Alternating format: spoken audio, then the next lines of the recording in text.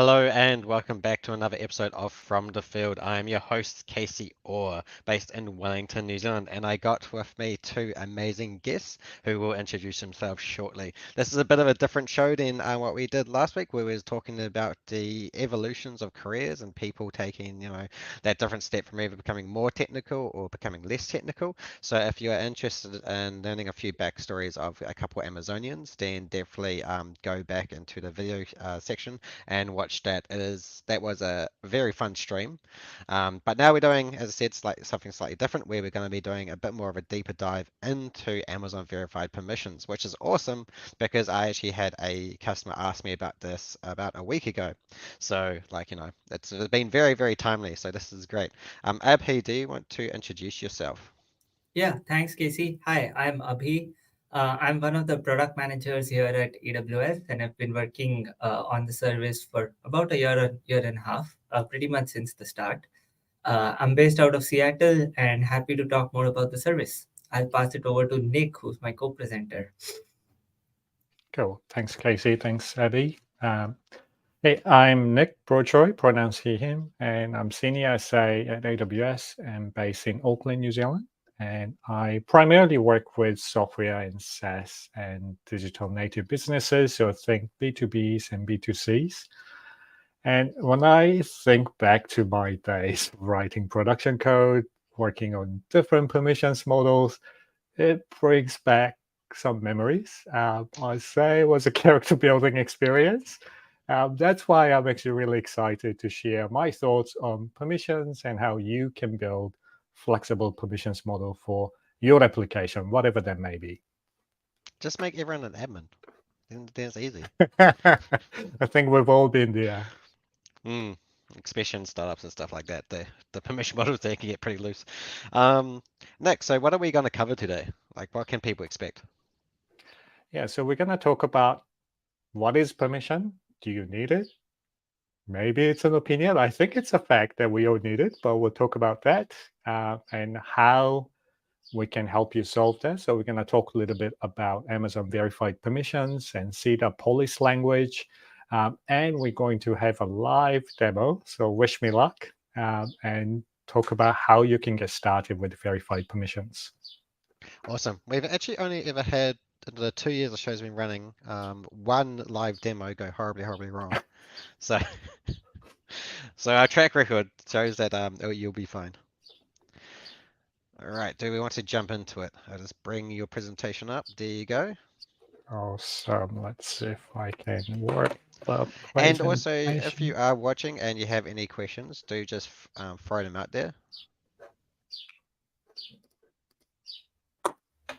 Yep. So just going through the agenda, we talked about what we're going to cover. So the challenges in solving permissions and authorizations, how CEDA language and verified permissions can help you there. We'll have a live demo and how you can get started.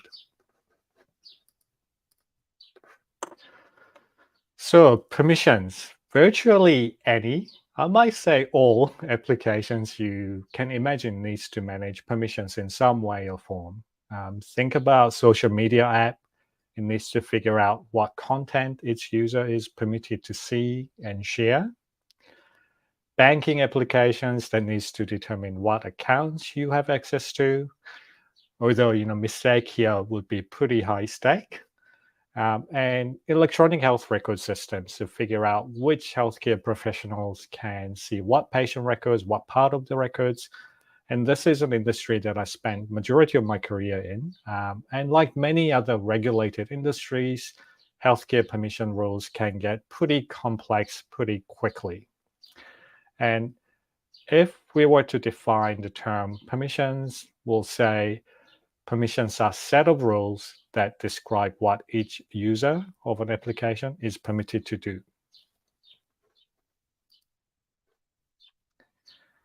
And now let's talk about how we have all approached permissions in the past, and sometimes I think even today. So when we look at how fine-grained authorizations are implemented in custom applications, it's often done inside your code base. So I have definitely written code like this, what's shown in the screen in the past. It's pretty challenging, even if it's your own code. Come back to it later to understand what was intended permission, what's actually going on, and how do I change or fix this. And anytime permissions needs to change, that will require code change, build, deploy into production. And especially in the past, the CI/CD pipeline was pretty immature. And many organizations still building that. So there's always this challenge of pushing different permission models to your application with code changes. And then other common challenge is, how do you audit? How do you audit changes to permission rules? How do you audit what permissions were granted or denied?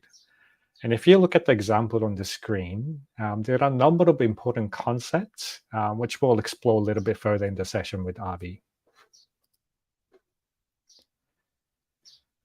And how does homegrown permission system typically evolve? How many of you have worked on applications with homegrown permission system?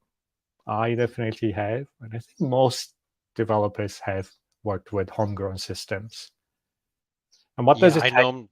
I'm normally the one ripping those out because they always make me anxious.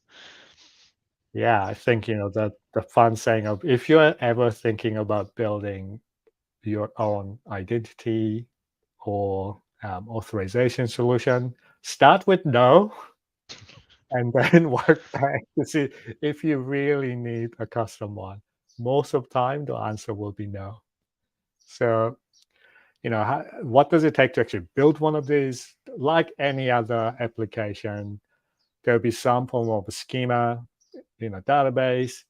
Then you need to make decisions about, okay, am I doing roles, groups, attributes?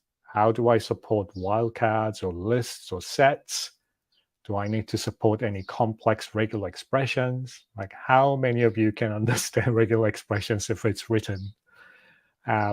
And then deciding on what the precedent should be when there is a conflict, because inevitably, whatever you do, there's going to be conflicting rules someone introduces in the system. Does the deny win? Does the most permissive win? What do you do? Or does the most recent one win, right? So you have to make all these decisions. And most likely, you're going to end up building a UI to manage these permissions. And think about how you're going to make all these changes to your permissions app. So all of a sudden, you have this whole separate internal applications to manage and support permissions for your app. It's time consuming. And it takes away from value and capabilities that you want to create for your customers. And it is actually pretty challenging to get it right. Your application will expand, grow in complexity, grow in scale, and the permissions will follow that. And in regulated industries, you also need to think about governance capabilities, like ability to prove who accessed what and who granted what permissions. And for more consumer-facing apps, challenge might be more focused on scaling. So how do you scale your permission system that can meet millions of active users in a month with low latency? And it's not easy to do this when we think about permissions are based on both roles and attributes. So let me go over that. So role-based system, role-based access control system decides who has access to resources based on role, usually aligned to some kind of business logic. So in a healthcare setting, maybe the admin clerk at a ward, they can view and update patient demographics information, say your phone number or address, but they're not allowed to change anything around actual medical health records. So these are pretty simple. The challenges with this RBAC is you do end up getting a lot of unique users that have responsibilities over multiple roles, and sometimes you end up creating a role for single member in the system. I have definitely done it many times in the past, and you have this growth and explosion of roles in your application. Yeah, one customer told me they had more roles than users. Imagine that. Yeah, it's a pretty common problem. And then, as you expand the business logic, these are getting more and more difficult to define in your permission system.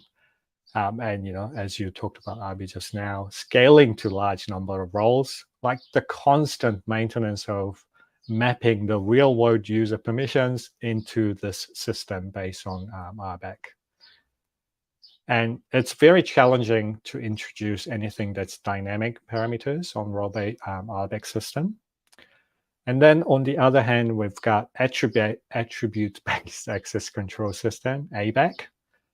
So it's based on attributes of users, resources, environment, or application state. So it could be any user in finance department, so this membership being a role, allowed to process payments during business hours of 9 to 5. So that time becomes that attributes and context for deciding on permissions. It's flexible, allows more dynamic, granular authorization decisions, but it is difficult to implement. And defining roles and your list of attributes will grow over time, and it may require significant investments. And in SaaS context, stacks may even be higher, right? So tenant isolation, preventing cross-tenant access to resources and data is fundamental. And depending on your tenant isolation model, whether it's silo, pool, or something in between, your architecture may need to invest in application-enforced tenant isolation mechanism, not just rely on IAM when it doesn't quite meet the need for your tenant isolation strategy. So we just talked about why we all need to consider permissions, how we have typically approached this solution. But now let's talk about how we can help you solve this problem. Over to you, Abhi. Yep. Thanks, Nick. So we talked about a lot of problems. We started with how traditionally customers have done it, which is pretty much in code.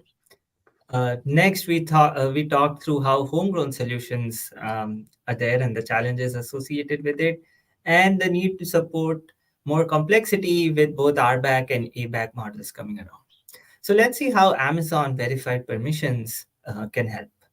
So the idea with Amazon verified permissions is that for all the permissions that you have, you encode them in policies, more specifically CDR policies, and then store them with Amazon verified permissions. Now, every time a user tries to take an action in an app, for example, if Nick tries to transfer $1 million to my account, Amazon verified permissions is called by the application. So the application calls verified permissions to check whether that action is allowed or not. And basically, the service returns an allow or deny decision that is enforced by the application. In this case, it was unfortunately denied. So this is what it does. It's a service to one manage permissions. You can store policies, you can update them, delete them, and so on and so forth. And then it's an authorization service, which means if you ask it a question, is certain action allowed on a resource, the service gives a yes or no answers based on the policies it's stored. Can you next? Okay, great. So this is great, but how does this solve the problems that we talked about earlier? Well, we've been running the service for about 6 months, or more than 6 months now. And this is what we have heard from customers that have used the service. Right? So the things that developers really like is it enables them to build apps faster and go home earlier. Now, why is that? The reason mainly is one, they don't need to invest in another boilerplate service or code that does authorization. They build multiple apps in their organization. All of them end up building an authorization solution, and using AVP, they don't need to write that boilerplate code. Secondly, every time they need to go check why access was granted or update these update permissions, they no longer need to make code changes. As a developer, I hated that. It was kind of OE I did not like. Instead, what they can do is they can just go to the central policy store and can update permissions. Right? So that was lovely. Auditing similarly was simpler because everything was standardized and centralized. And this effectively enabled them to create more secure apps because authorization is a security critical component that they effectively offloaded to AWS. And AWS has a great track record with security and operations in general. And verified permissions is built on top of a language called CDAR, which is provably secure. It provides the highest level of security assurance. Right? So that's great. Lastly, your app can provide more features to your end customers, primarily because you can use capabilities of verified permissions to do more stuff. Right? So that's why devs love it. Even security engineers and architects and security architects really love the service. Well, why? One of the things that really attracts them is that using verified permissions and CDAR as the underlying policy language, all the apps in their organization have now a common framework and language in which policies and permissions are written. They don't have bespoke systems per application. They have a common standardized system. And what this allows them to do is one, centrally administer across all their apps. It simplifies audits because now you have a common framework which you can run automated tests on. And then this helps them accelerate least privilege, zero trust, pick the latest trend, but essentially those kind of things in their organization, right? So let's try to still move ahead and see like what verified permissions does, and more importantly, what it does not do. It's important to understand what are the limits of a service, right? So let's start with what it's able to do. So as discussed earlier, verified permissions is great as a policy administration point if we start using old XACML terms. Right? A policy administration point allows you to create and manage policies, which is what verified permissions does. It's also a policy decision point, which means an application can come to it and ask the question, is an action on a resource authorized or not? Can Nick transfer $1 million? And I'll give you a yes, no reply. What it is not, more importantly, so what it cannot do is it is not an enforcement point. So what do I mean by that? I mean by that an application can ask a question, is something allowed or not? It's then the application's responsibility to then look at the response from verified permissions and do certain things. For example, when it gets a deny, your application probably wants to send back a 403, a not allowed HTTP response, and block that action. Verified permissions won't do it. What we have heard frequently from customers on what these enforcement points are, they typically do it either in API gateway, AppSync, Lambda, and basically at the application layer of their code. So these are options for enforcement points. In order to help this journey, we have, and help you get started, we have integrated with some AWS services, such as Amazon Cognito, to get user information easily as part of making authorization decisions. Similarly, we have integrated with API Gateway, AppSync, and Lambda to make enforcement simpler for your applications. So feel free to go through our user guide and other documents to see how you can get started using verified permissions, especially if you use one of these services. So just tracking back, something that I've talked to a bunch is something I call policies and expressing permissions as policies. So now what are these policies? These policies are essentially this user is permitted to do these things, or under these conditions, these things are forbidden, and so on and so forth.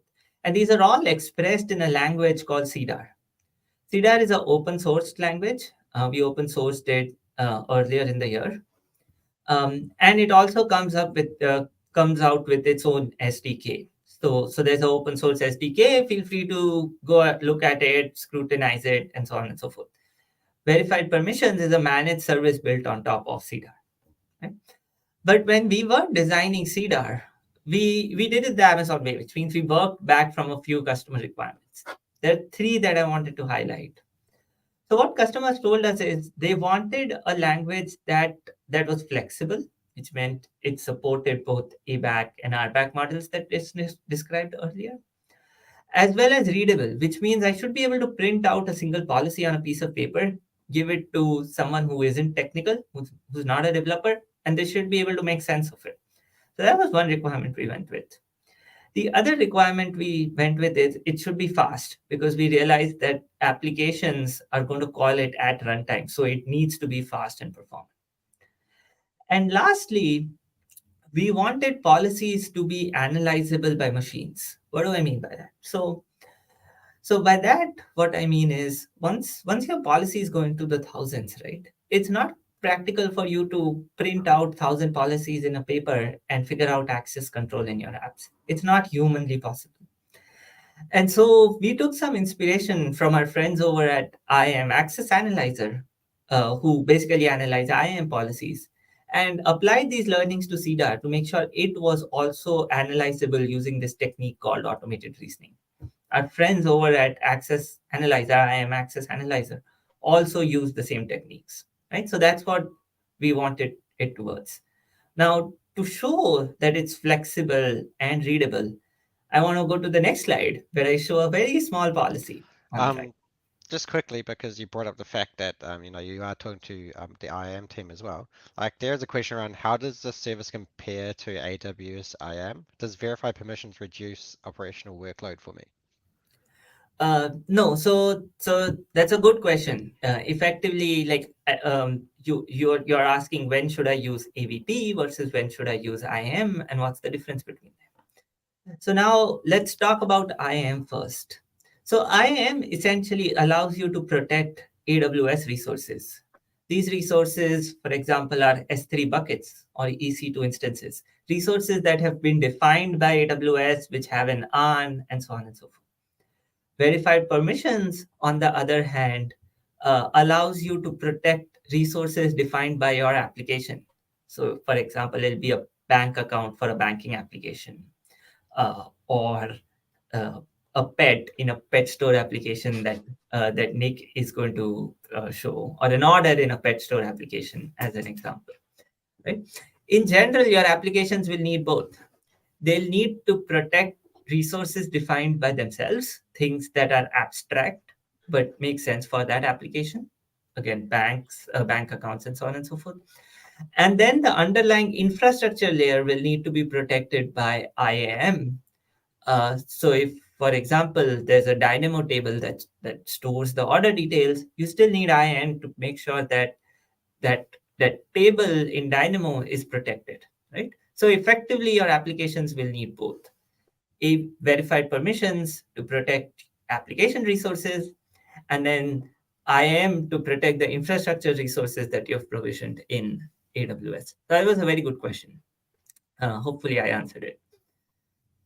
Yep. Moving on, let's talk a bit about. Okay, so I promised I'll show a CDAR policy, and try to show it's expressive but readable.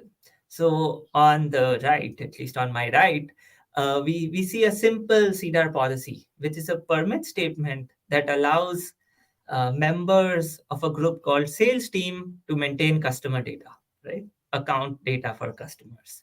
Okay. We also added a few conditions, right? So the first thing was primarily role-based. There's a role called sales team that can do certain things, but they can't do it on anything. We added conditions to say that either you should own that customer account or you should be a manager. So under these conditions, you can effectively take certain actions, which is in this case, I think, maintaining customer accounts. Right. So that was a simple CDAR policy. Let's get into a bit more detail and try to create a few policies just to get a hang of it. Okay, so let's try to create a policy. So the first policy I create is no policy. So what does that do? So CDAR by default denies everything. So if you don't create any policy in verified permissions or CDAR, the request is going to be denied, which means your application is not particularly usable. right? So let's create one policy. And the simplest permit policy I could create is give action to everything. This reminds me of Casey's earlier joke on like, why don't we just give admin access to anyone? So I actually went ahead and did that, right? Again, a permit in which you leave the principal action resource unspecified just gives an allowed decision for everyone. And that's again not particularly useful. So let's try to create a meaningful policy, which is the last one, the third one in the slide. And that's a permit policy that allows Alice to read a file called image123. Right? Your policy store in general will have thousands of such policies. And what verified permissions will do is it'll check an authorization request against all the relevant policies in your policy store and give you an aggregated result. Let's see this more in action. And I'll pass it over back to Nick, who'll show a sample pet store application who uses verified permissions. Thanks, Abhi. Everyone, please wish me luck with the live demo. So we're going to do a walkthrough of a demo of a pet store application. I'm not a UX designer. I don't think Abhi is either. So Sample App is really here to demonstrate different use cases at API level with super simple user interface. So before I get into the demo, just quick baseline for architecture of the demo. Common serverless architecture on AWS, simple React frontend hosted by AWS Amplify. And I have API gateway, Lambdas, Cognito as my identity source, and of course, verified permissions. And there's a simple CRUD APIs for managing pet stores on DynamoDB tables. All right, let me switch my screen. Hopefully this is readable for everyone. Cool. All right, so let's start by looking at some of the principles that we're going to use for the demo. So as I've mentioned, the Cognito is going to be our identity store, and this is going to provide authentication, proving who you say you are. So I'm going to start with Casey. Casey is a customer, and I'll log in as a Casey to see what customers can do in this pet store. I better be able to do everything. So let's say he traveled to Auckland, and he went to this pet store, and there's a super cute cat, and he wants to adopt this another cat. So he wants to place an order.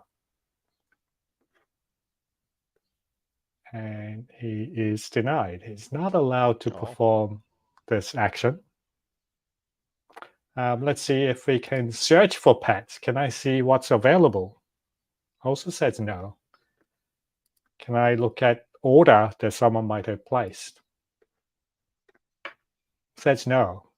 So let's go into verify permissions and see what's going on. Those poor cats. I'm never going to be able to adopt them now. I know. So as Abhi mentioned, the default, let me just refresh.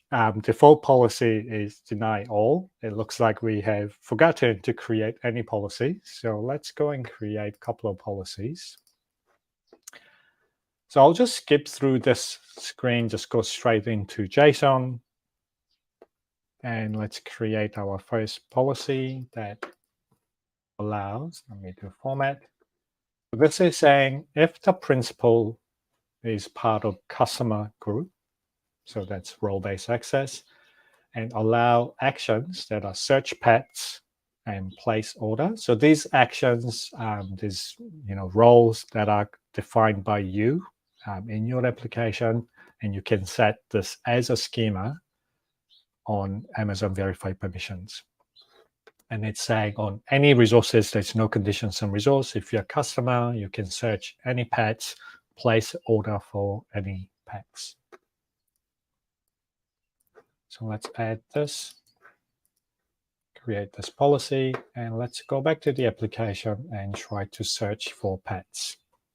Okay, so now the application, which is built in Lambda function, goes out to Amazon verified permission.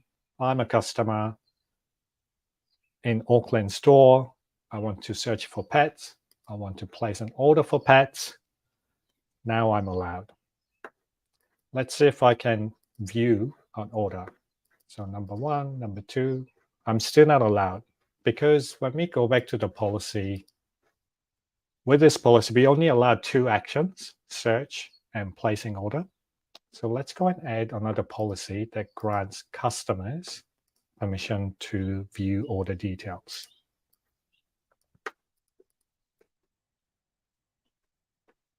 Again, customer is principal.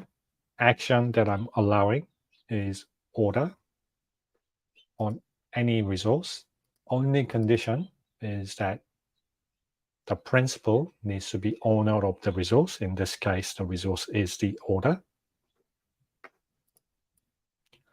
I'll give it a description and go back to the application, and let's see if I can view order detail. So now it's saying, yep, now I'm allowed to access or view orders for this cat. So now Casey can go and adopt this cat and take it back to Wellington, join the other Yay. cats.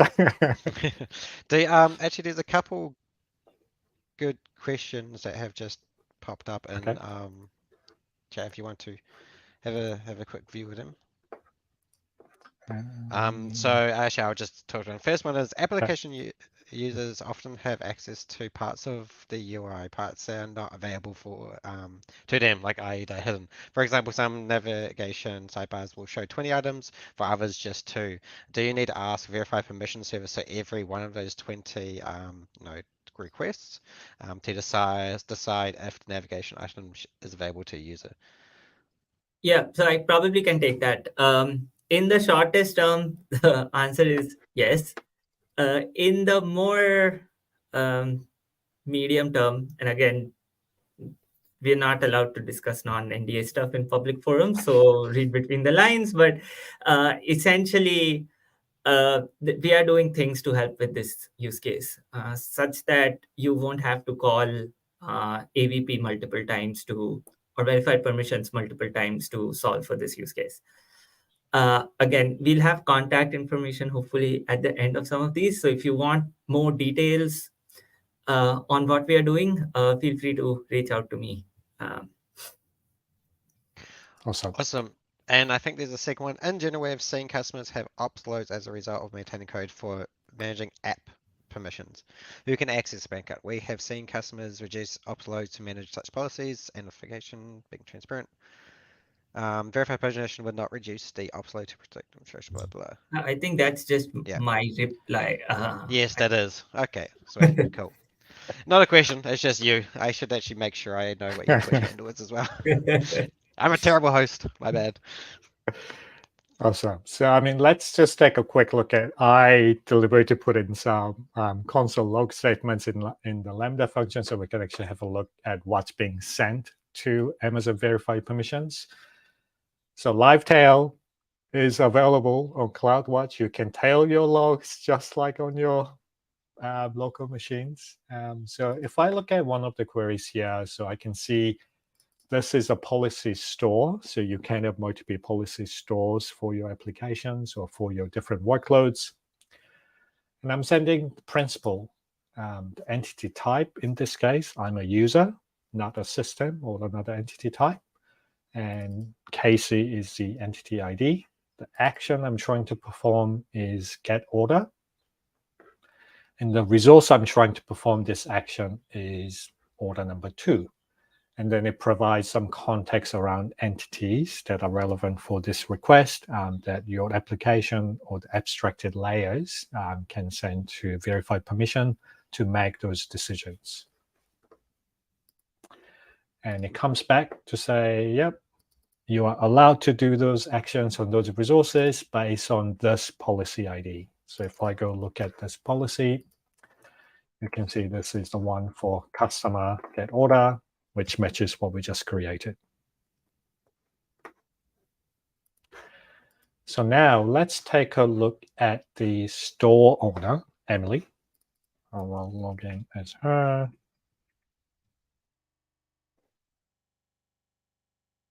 Store Auckland. Orders. So she owns one store as per identity store. Go back to Emily. So she owns Pet Store Auckland, but she still is not able to perform any actions. I think at this point we know why it doesn't work. So let's go and add the policy. Add another static policy. And let's say that if you're store owner role actions, get store inventory, list orders, as long as the store ownership, which is represented by this employment store codes attribute, is resource. Resource in this case is our store. So you're trying to perform a list orders or store inventory on individual store, as long as it belongs to one of the IDs that you have for in the principal. Let's add this permission, and we'll add another policy because we know that we have previously separated the get order. So if you are store owner, we want you to also be able to get list or details of individual orders for that store. Pet Store Auckland, order number 1. As long as it's part of my store, then I can access this. Now, Emily's pet store is going so well. Now she has opened another flagship pet store in London. So let's go and update this information in Identity Store. I'll go and edit this attribute. Hit London. Back. I will need to log out and log back in so that I have those new claims in my token. So that was you adding that to a custom attribute inside Cognito. That's right. So this will be your identity store, and this could be part of your tenant onboarding. So you have a user. If we're thinking about like Git repositories, you are adding permissions to another repo. But in this SaaS pet store context, now she owns multiple stores. So I'm adding, well, now I actually own more than one. And that's why you had to log in, log out, but you had to Yeah. get a new JWT token. Yes. Yep. If I go back, list all the orders in Auckland store, I can still do that. I can do it in London. Yep. If I try to do it for Wellington, well, I'm not the store owner, so of course I'm going to get denied action. So that's great. Now, this is very common case where your users in SaaS, they may act on multiple tenants, and you can kind of have the set concept and do this permission conditions based on attributes. Now we're going to look at Abi. He is a mogul in pet store business. So if we look at the identity store, you can see he started with a store in Christchurch, but he also owns an entire franchise called Pet World. Let's see what that looks like.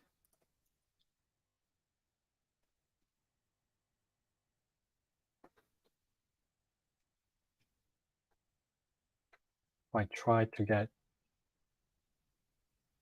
order for Auckland, it gets denied. I think we kind of know because we haven't created policy for the role that's matching franchise owner role, but because Abi is an owner for Christchurch, if I try to access Christchurch, it will say I can access the resources matching this policy ID. So now let's go and introduce franchise concept. So just looking at the DynamoDB tables, which represents tenants. So let's have a look.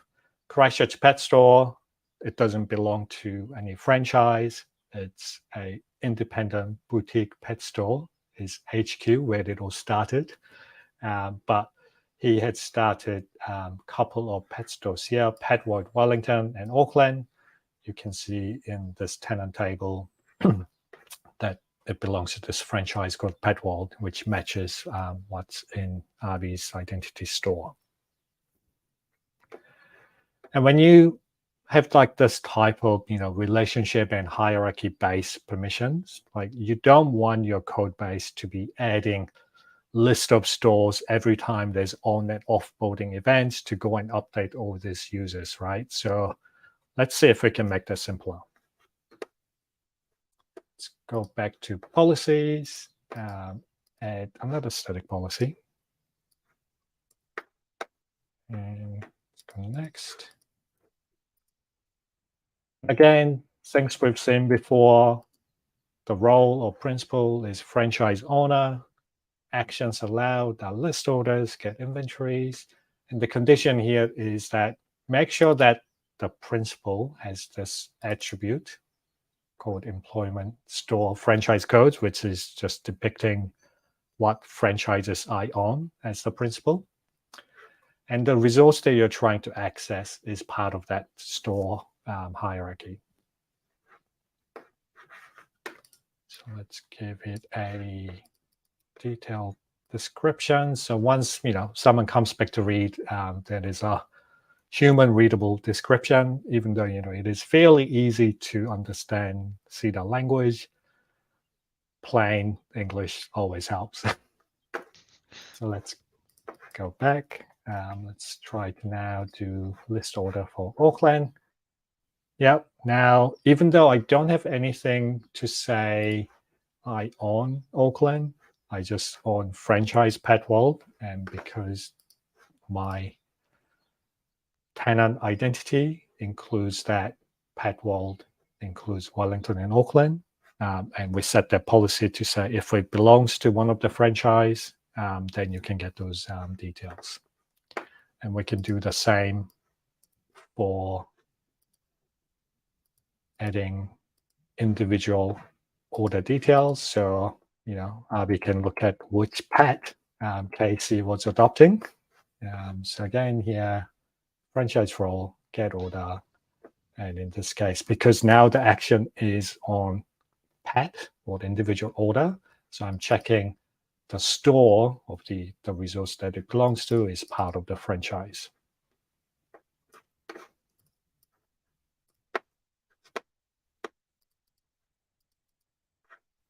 Add this detail so I can see, view this order. And, if RB was being tricky and tried to look at competitors' stock levels, what pets are available, or try to look at the orders, of course, you're going to get denied action. So far we've done all of this code still sitting in the business logic, which is, in this demo, just returning what AVP response is. So we've talked about abstracting this away from developers. Let's look at moving this out to Lambda Authorizer on API Gateway. So for demo, I'll just update one resource in AWS console, then we can look at the effects. API Gateway, so orders. So this particular resource is for list order action. So I go and change this to, Lambda Authorizer. And I'm going to deploy this into my dev stage. Go back to my app. I try to list order for store that I don't belong to.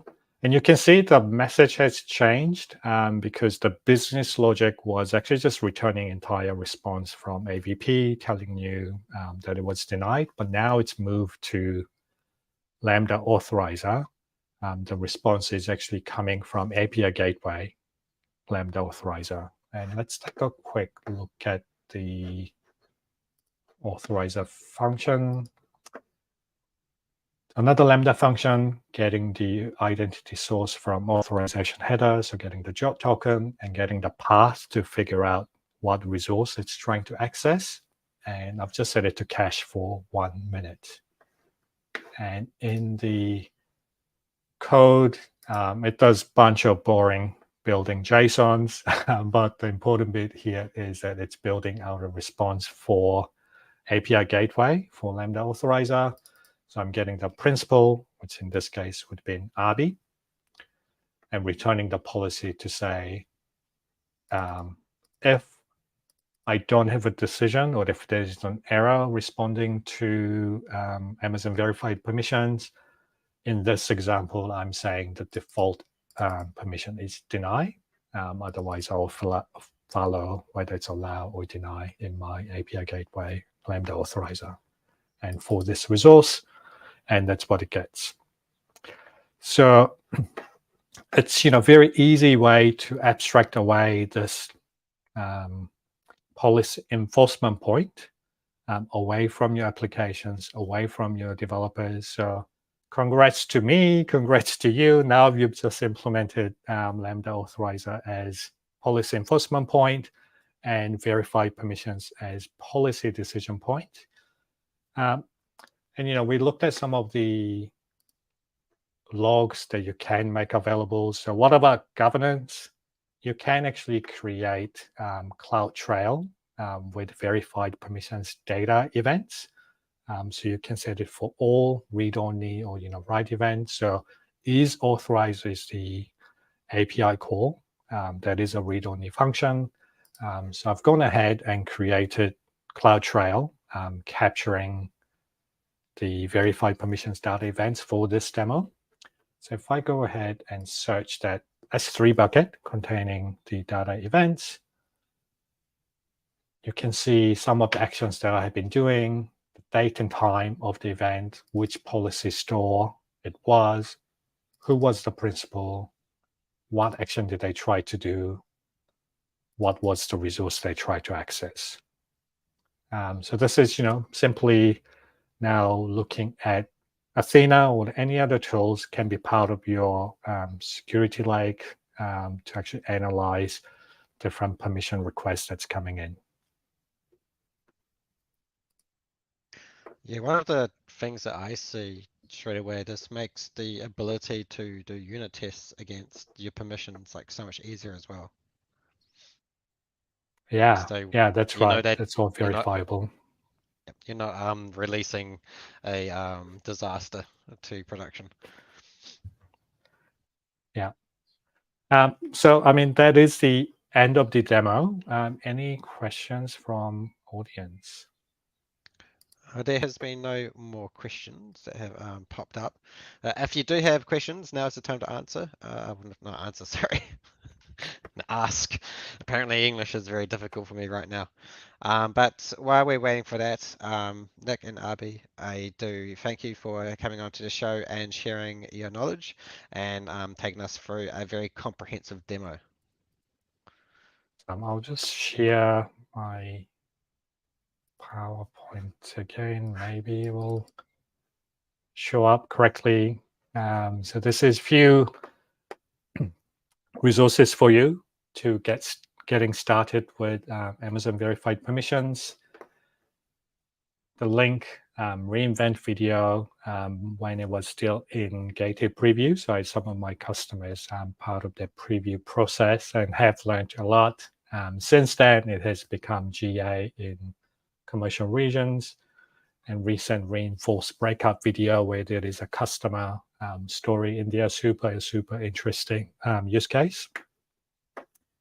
And more about CEDA language.